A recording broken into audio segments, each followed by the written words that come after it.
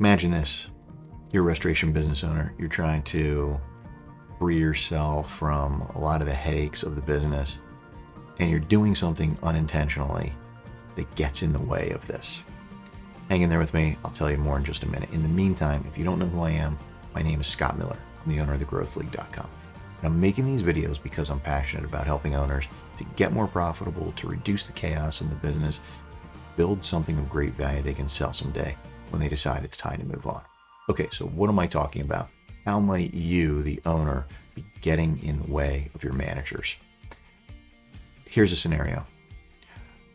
I talk to owners, I talk to managers, I talk to sales reps in a coaching capacity throughout the week, every week. One of the common things that comes up is managers telling me that they feel like the owner is holding them back. They don't let them hold team members accountable. They will let people come into their office and complain about the manager, and in some cases take their side, which undermines the manager. And I get it. Sometimes managers need coaching on how to deal with team members who aren't doing their job, right? There's no place for yelling or cursing, anything like that. I'm not talking about that. But what I am talking about is managers trying to hold people accountable and owners getting in the way of that.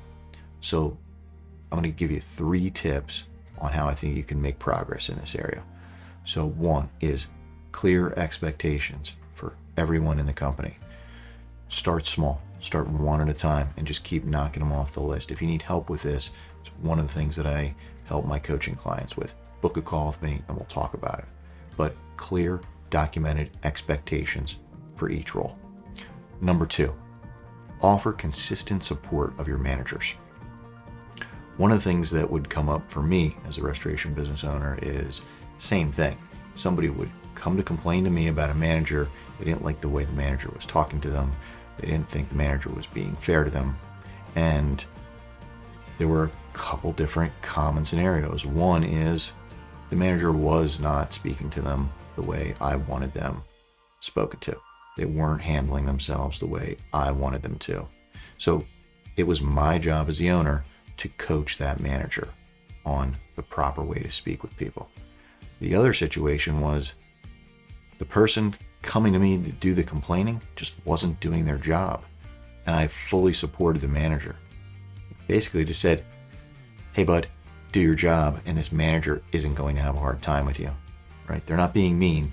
They're just asking you to do your job. So again, number 2 is offer consistent support and coaching to your managers.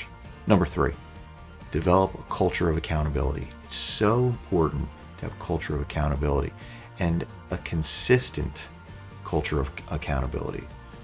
You've got to be consistent in holding your team members accountable, because then it doesn't feel like you're just singling out one person, right? So the more that you can establish this consistent culture of accountability, the better off you're going to be. Again, it's going to help reduce the chaos in your business.